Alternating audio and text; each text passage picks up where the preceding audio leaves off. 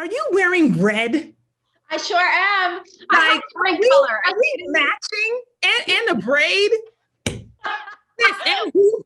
I had to come correct. Are you crazy? Like your look serve so hard that Wait, and a red lip. Like, are you like this is this is why we're doing this. Because we are on the same wavelength, like right here. Like right here. I knew I had to. All right, let's do this. Oh my gosh, I cannot even tell you. So thank you for taking the time to do this, by the way. Like you are one of the busiest people probably that I stalk on the gram. So thank you for your presence today. I have to say, I had read about you and heard about you because I'm represented by WME, and so I knew about your path to Endeavor and then now CMO of Netflix, and you came to speak at an internal employee event at Peloton, and that's where we got acquainted in person. But I knew about you ahead of time, and your story, your swagger, your badass nature is so intoxicating that I like. It was an immediate follow. So thank you, Robin. I appreciate you. No, I do. I appreciate you, and I have to say that, like, I mean, also congratulations. I'm so happy that you're entering the sacred mommyhood circle. But you are so inspiring because I'm just like, this chick she just keep going. Like, and I was like, are those abs I see on top of the pregnant belly? Like, I have like 2 abs left. I was like, how exactly did the abs stay there? I have, you know, like, what I'm saying? Belly. Girl, you doing it. You doing it. I'm so proud of you. I looked at your post this morning and I was like, I don't understand how the abs are still there. I was like, because I was a disaster. I was a disaster when I was pregnant. So I was just like, oh, God bless you. So I'm very, very proud of you. How old is Lael now? Oh, girl, she's 11. 11. I can't believe it. Okay, so is it true that what's the thing? The days are long, but the years are short. Years are short. Yes, that's what it is. The days are long, especially in the beginning. But the years are so short. I have no idea how we got to 11. I remember that people used to say that to me all the time, and I'd be like, whatever, like, of course, she's 11, but like, it's true. I just like, and what's even crazier about it is that like yesterday I was looking for a picture for something, an old picture, and I came across one of like my favorites where it was like right before her baptism, and she's like laying on the bed and her cheeks are like, all squeezed up. And I was like, I remember that baby, like that, like, that's my baby right there. You know what I mean? But that person is gone. I'm now here with this preteen. Yeah. Who's up in this house with her full face like she's makeup. A fully realized. And well, what's interesting is that she sees you modeling. I mean, all of it. You model it for the world. So of course you model it for her, the badass nature and the boss everything and the first but not the only of she's ready. She's ready. So, she's ready for all of it. She's ready what's been the biggest lesson motherhood has taught you? Oh gosh. That I don't know shit. That's the biggest lesson. I don't know anything. I don't know it. And we're making it up, because honestly, it's like I have always admired, people that I thought, like even my own mother, right? Like I look back at things and I'm just like, how did she do that? It didn't make any sense to me, because I'm in it and I recognize the fact that I actually don't know what I'm doing. Yeah. It's like I'm making up things as we go along. We had to have the birds and the bees conversation. Yeah, Robin, let's talk about it. So here's the thing, because I don't know if you had a good experience or not, or if you remember the conversation. I don't even remember it. I mean, this is like, listen, my abuela, I grew up in a Latin household where my abuela literally used 2 towels, one for the top of your body and one for the bottom of your body. Like we got here by magic and prayer. Okay. I hear you on that. And that's the thing is that like, I was thinking, I was like, okay, you know, I do consider myself a fairly liberal parent. You know what I mean? I feel like I have expansive ideas. I'm okay with lots of scenarios. You know what I mean? Like, even when talking about like her body and her sexuality, I'm very open, right? I was just like, listen, like we don't have labels here. You will be who you want to be. You will love who you want to love. Like, you know, we have those very open conversations. And so I was like, okay, you know, this birds and bees and body conversation, I'm gonna be super liberal about it. Like, we're gonna have a direct conversation. Girl, I failed. I failed miserably. I failed, like such a failure that it's like embarrassing. You know what I mean? Like, I literally was like, she asked me questions and I would start stuttering. I didn't know how to answer it. I start sweating, armpits were itching. Like, I felt scared. I was like, I don't know how to answer this. Got nervous. You know what I mean? You're fiddling with your chains and your jewelry. Girl, I was like, at one point, I was just like, you know what? I think we've had enough of this conversation. We're gonna have to come back to it another time, you know, because I got tired. But that's my point is that, like, you know, the biggest lesson is that I thought that I was in control and that I knew the things and that I was just going to model life as it should be and like as its best opportunity and as its best self. But I don't know anything. And that has taken a lot to like just be comfortable with and be okay with and be vulnerable in. It has taught me so much about just, you know, truly living in a way that is unapologetic, because how am I going to keep apologizing for the things I don't know or for the way I am? Yeah. You know, I'm not perfect. I'm just not. And perhaps at some point she'll have to go to therapy. But that's just what it is. You know what I'm saying? Well, she'll have resources to talk it out. Correct. You know, so like I can't be so hard on myself about the not knowing. You know, I can't beat myself up for the not knowing. And that is what I have learned, which is that like I don't know everything. I can't know everything, but that is okay. You are such a model for a reinvention story, though. I mean, personally and professionally, you dealt with immense loss that you've spoken about publicly when your husband passed from cancer. Yeah. I mean, you know all about turning pain into power and pain into purpose. Mm. What are some tidbits that you can share for somebody who might be experiencing a shade of that immense loss right now? I mean, a lot of us are grieving amorphously and specifically from this year. So what can you share from you are wise in that regard. Oh gosh.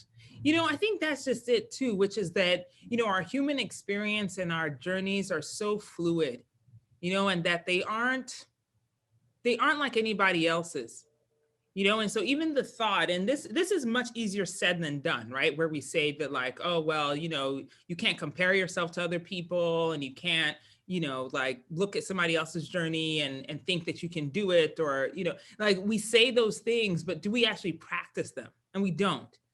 You know, and for me, this journey has taught me that it's the fact that I have to be able to understand that this is my singular experience, you know, and that like understanding the points of grief and the points of triumph and the pain and the joy and the complexity of all of that, you know, sometimes they live in the same moment. Yeah. That I can't model it after anybody else's, you know, even like grief, right? I remember when my husband was recently deceased, right? Because now it's almost 7 years. And I remember that people would say things like, oh, well, you know, at least he didn't die suddenly. You know, at least you got a chance to say your goodbyes. Or they would say, oh, it must be so difficult because he was your husband and not like a parent. And it was like this comparative grief. Yeah. And I remember being like, what does that even mean? Like, I don't even understand that, you know? And it was really the first time I actually thought about it, which is just like, we can't compare grief. And even in today's world where we're talking about, the losses that we feel, whether somebody has lost a loved one, or they've lost a job, or they've just lost their sense of up and down, because we don't know what's going on. It's like, we can't compare grief. We can't compare losses. We can't say, oh, this person has it harder than this person. Even in like my office space, like people, there's some people who are parents to young kids, who are crawling on them, and they're trying to, do the work or trying to be in the call. Or somebody has a teenager who's like, literally bouncing off the walls and like just acting completely out of their mind, or somebody is wholly alone and by themselves. Like, we cannot compare the grief.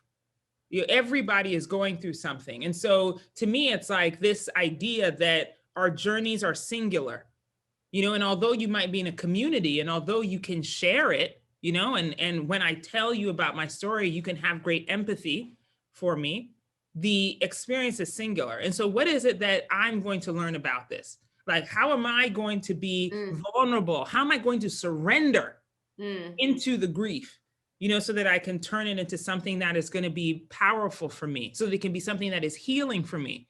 Because just because somebody says, oh, time heals all wounds, that shit is not true. It's not true. It's not true for me. That never came. That, I don't know where the time, what time were they talking about? Yeah. Yeah. Was it supposed to be in a year? Is this supposed to be now? Is it supposed to be 15 years from now? Is it when I get remarried? Is it like finding a new love? Like, what is the time that they're talking about?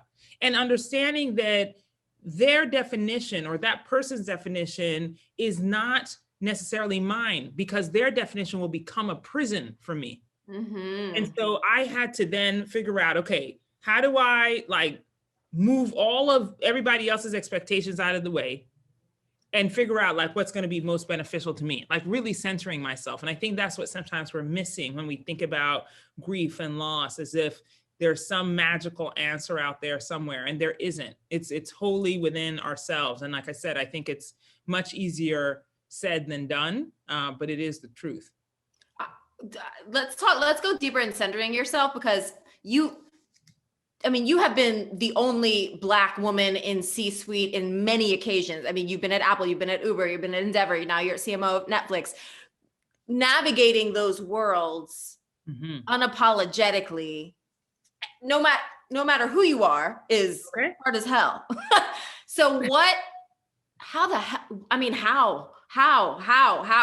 how do you do that? How do you show up in these boardrooms and on these calls in sometimes very toxic or stifling scenarios as yourself, as a Black woman, as someone who is a torchbearer, even on the days you don't want to be? I mean, that's the reality of it. That part. Oh, I was having this discussion earlier with a friend who just took on a new job, a pretty senior position. And she said one of the first things that the senior executive who hired her in said was, I don't want you to make this job just about you. I don't want people in my organization who think that they're the stars. While I understand kinda what that person is saying, it is probably the most detrimental and damaging thing you can say, right? Or even to internalize and take on. Shine a little less. Turn it down a little bit. Woo! Yes. And it is extraordinarily hard not to internalize that, right? Because who doesn't want to succeed inside of the company? Who doesn't want to like not piss off their boss? That's the whole point. Is like, you don't want to do anything that is going to leave you out in the cold or make the environment harder for you. Because as you said, when you are the one, or you are one of few, you absolutely understand the preciousness of the situation, and you don't want to F it up, right? But the challenge is that it is so detrimental to us when that is said and that we internalize it, because that means that it completely invalidates your whole being. You know, it says that like, you don't matter. You're not worthy. Your experiences are just, put them somewhere. Like, we don't care about that. And what happens then is that you start to then diminish. And what I think is interesting is that we think that diminishing is just like some sort of superficial thing, you know, as if like, oh, well, let me just try to wear less red. Yeah. You know, let me try to like, not, let me put my hair back, you know, just like this long braid you got right here. Now put that up in a bun. You know what I mean? Like, don't wear that gold jewelry you have on, you know? We think that is just a superficial thing, but the problem is that's actually very much psychological. And so what happens is you start to dim your ideas. You start to question whether or not your voice is important. You start to dim down the passion in your thoughts, right? Because you don't want to be too edgy. And so for me, it was the realization pretty early on, and I'm very thankful that I saw it early on. I got the feedback very early on that told me that, right? That said, like, you should wear gray to the office. Don't wear that red lipstick. Don't wear the red nail polish. Put your hair back. Don't, you know, just sit on your hands when you're in the meeting so that you don't gesture too much. And remember when you're talking, just to take it down a notch or two so that you don't sound too loud. Oh my God. Like all of it, the colorism, the tone policing, it's like, it's giving, I have like literally goosebumps. Yes. But the thing is that this was said in love. You know, this was said to me as a help. The person who was saying it, I believe, cared for me. But the thing is that like, it completely destroyed me. And it is what it happens all the time and every day. But what I recognized, because I won't lie, I tried it. I did. Because who doesn't want to succeed? Again, I was just like, oh, okay. So you think I should wear the gray suit? Is that how then they'll accept me? Oh, okay. So okay, if I sit down on my hands and I won't scare anybody. And if I keep my voice low, if I try to talk like this more often, then maybe they'll respect the words that are coming out of my mouth. If I don't do this, you know? And the problem was that they didn't care. It didn't change anything for me. I tried it. I really did. I gave it a good effort and it didn't change anything. I recognized that I was still talked over. My ideas were still stolen. I still didn't get the recognition. I still didn't get the promotion. Like, I tried and nothing changed. And so out of frustration, I was like, well, then bump that. Well, you know, I tried. Full volume, full force, full color. I was like, you know what? I feel more comfortable in leather anyway, so I'm gonna just show up in the leather. You know what I mean? and that's what I did. I swear, hand to God, I promise you. I showed up, girl. It wasn't even just leather pants. I had on, it was these leather leggings and they had gold spikes going up the whole side at PepsiCo in Purchase, New York. I walked up in that office dressed like that. And I sat down at my desk in my cube and I was like, I wish somebody would tell me that, you know. And so I had that attitude. And I remember walking into the first meeting that day when I was dressed that way. And my colleague, who, by the way, still friends with now, this guy, Zach, he's actually still at Pepsi.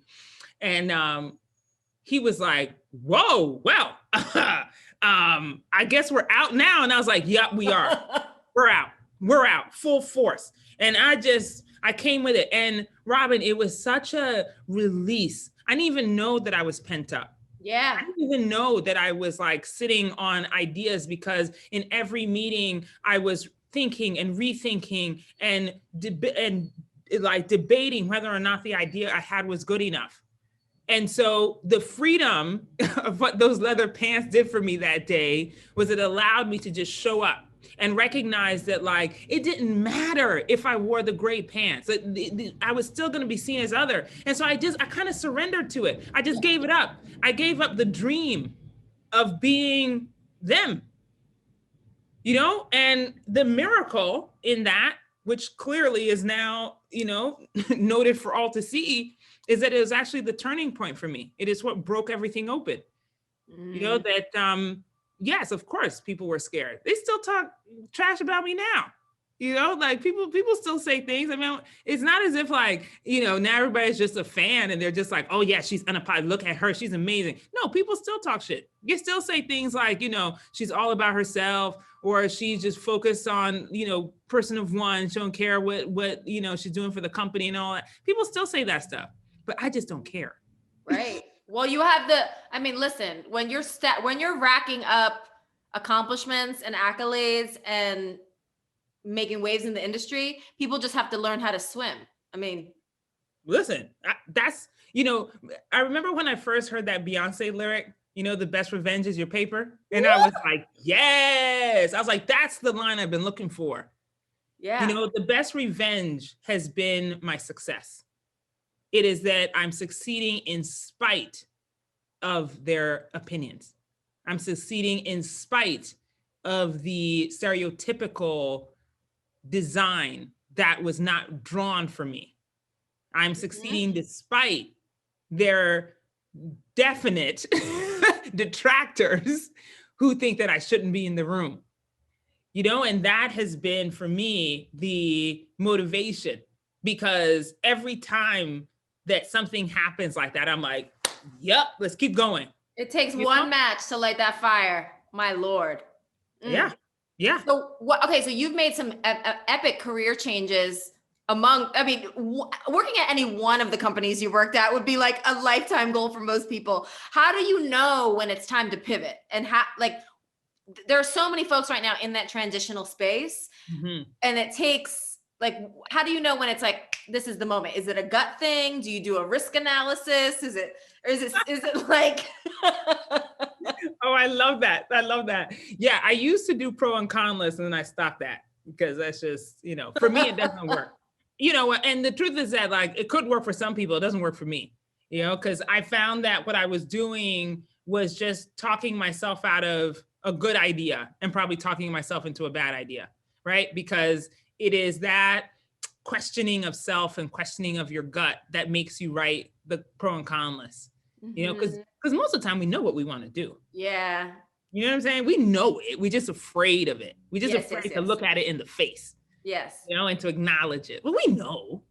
And so that's what happens to me. You know, I'll be sitting minding my business and then something will come sauntering along. And then I'll be like, oh, that thing over there, you know, but then you talk yourself out of it because you're like, oh, well, but if I stay here, then, you know, maybe I'm gonna get that promotion, or I got to finish this project, or, you know, these people are going to hate me if I go. Well, listen, I'm the only one living this life. This life is that singular story. Singular story. And I wish that more of us would understand it. We are living a singular story.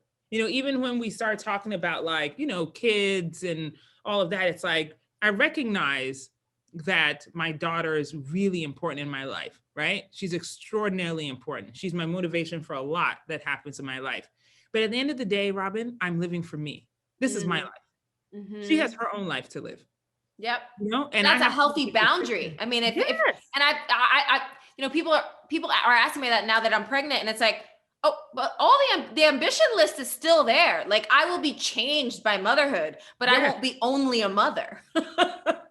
that part, because you are still you. So what are the things that are going to make you happy? And when I turn and look at myself and I look at my experiences, and like I said, you know, like, listen, think basic human emotion. We all want to be loved and appreciated. And sometimes in those jobs and in those roles, it could have been a goal at the time to go to that company or to do that job.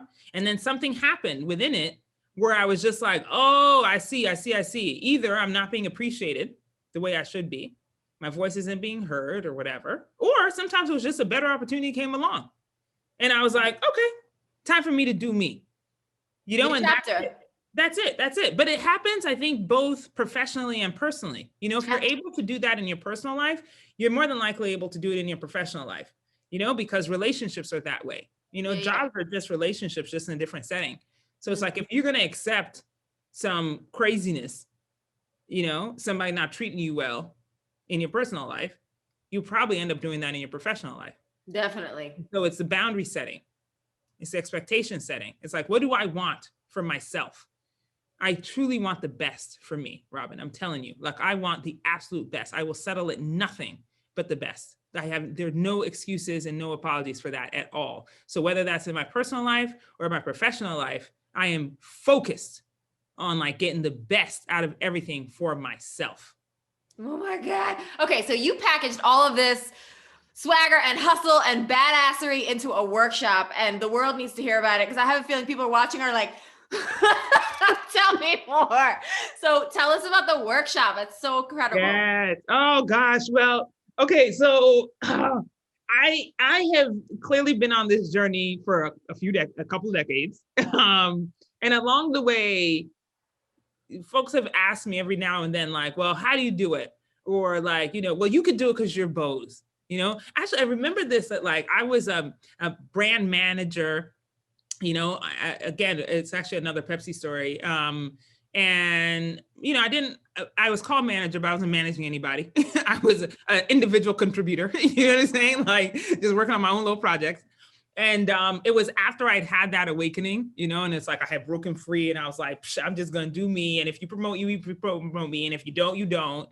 And one of the women that I worked with, another Black woman, she at one point, like, I don't know, I said something in a meeting and we came out and she was like, oh, I wish I could say things like that. And I was like, why can't you?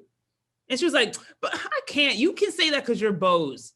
And it really, I remember that exact moment. And I remember that it like shocked me so much because I was just like, what does that mean? Like, but you can do it because you're you. Mm-hmm. Like, why is it that you think I can do it, but that you can't do it? And I've pondered that over the years, and the question comes up in different ways all the time, and now obviously on social media, I get it all of the time, in DMs and comments under posts. When I'm talking on a stage somewhere and the Q&A comes, somebody inevitably asks that. And so I've thought about it a long time, like, how I would answer it. And I think I avoided it, if I'm being totally honest. I think I avoided it a long time because I was just like, I don't know if I have the perfect answer. I don't know how to articulate it.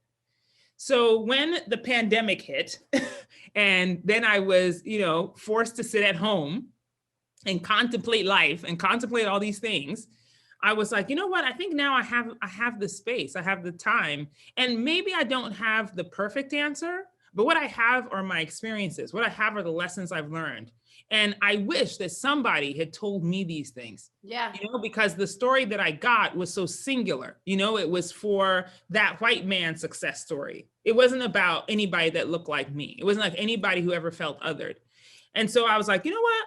I'm going to take an hour and maybe talk about a subject matter, focus on that one subject, and I'm going to package it and I'm going to put it out. And if people want to join, they can sign up and they can, sign up for the workshop and we'll do this together. So I started off with, some of the bigger lessons that I've learned, about using my voice, about how to negotiate for more money. Big one. That's one that no one ever talks about, right? Because we don't want to talk about money, but I'm like, no, we need to talk about money.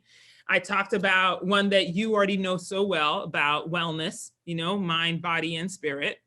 I talked about how to bring your full self, and probably the biggest lesson for me is how to live urgently, and wow. So how to live urgently. Yeah. Okay, so where can people find this? Where can people find you? I swear, like, I'm not even kidding. I remember sitting next to Ally Love watching you speak, and we were just looking at each other like, this woman is the truth. Shout out to Ally. So we love where can folks get more of the workshop and of Boz and of all of it?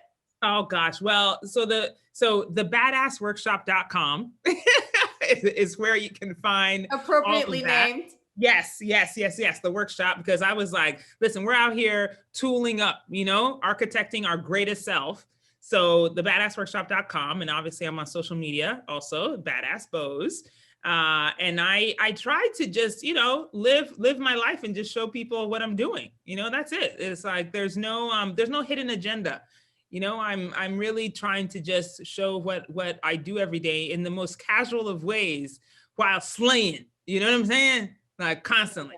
You are such a, I mean, truly, you're such a torchbearer. It's y- like your resume is impressive, but it's meeting, I think your presence is the most impressive because it clearly is unapologetic, but it's effortless. And Ah, those two things together are actually very rare to find. So thank you for being that. You are a light worker. thank I'm so you. grateful you were on Hustlers at Home today because if I could spread your message to, my little community, then we have more badasses in the making. Yes, yes, yes, yes. Well, that's just it. I really do believe that it is not just my story, that there are so many people who have the same thing. I really don't think I'm unique in that way. It's just that I'm doing it a little bit differently. And that we Mhm. have probably been lied to about the fact that we can do this. I certainly was when people used to say, well, just put your head down and do the work and you'll get noticed. What? That's a lie. That's a whole lie because no, that doesn't happen for most people. That we actually have to talk about ourselves. By the way, it's one of the lessons I teach in the Badass Workshop, which is about bragging on yourself. Yeah, brand it. It's a branding moment. You have to Yeah, self-brand everything. absolutely, absolutely. Let them know. Let them know how dope you are. It's like one of those exercises that's a self-fulfilling prophecy, right? If you keep saying it, then it becomes the truth and it becomes the reality. And so if you are appreciative of yourself, so this is that self-love. I think it's become like such a, like a buzzword, but it's not really in practice Yeah. because somehow we've been told that we have to be humble, that we shouldn't make too much noise about ourselves. It just seems arrogant. But the truth is that, like, no, it's celebration. Like you're celebrating yourself. And that what kind of that's like the best type of self-love. To be able to be like, yes, I'm dope. Like I did that. Like that is I think it's such affirmation. And so when I see other people do it, it makes me excited. Like I Yes. love it so much. And so yeah, I want us to celebrate ourselves more. I want us to really see the magic that we hold and to be able to really be appreciative of like that miracle of who we are. And that's really what I'm doing every day is that like I recognize that I'm a miracle and that I deserve celebration. And so I'm going to do it. I'm going to lead the parade in my I own love celebration. with a fierce look. I can't even tell you how many looks on Instagram that have just been like, yes. Oh, it's so good. Oh, Bose, you are so amazing. Thank you for spreading your light and your magic. And I know that the communities who follow you are, you know, there's a we're dismantling little by little the lies of inferiority. And finally, I think that there's a consciousness awakening happening right now, and it Mm, requires folks like us to, lead the parade. yes, yes, So let's yes. keep leading that damn parade. Lead the parade. It's like we're the grand marshals in our own celebratory parade. So let's go. Oh, you're so amazing. Thank you both for being on the show today. I'm really sending you so much love and blessings. You are a Oh, light. thank you, Robin. I'm sending you so much love too on your journey. I'm so, so, so excited for you. And I know Thank you're going to be so fierce. You're going to be a badass mama. And I can't wait to meet Third your little one. trimester. Unbelievable. Oh, Unbelievable. it goes by so Unbelievable. fast. So amazing. Oh, you're going to be Thank you for your time today. I'm sorry we went a few minutes over. I know you are Oh, doing the right. most. That's right. That's right. It's my pleasure. I'm so excited to see you. And thank you for the honor of asking me to participate. Bye, everybody. Okay. Bye.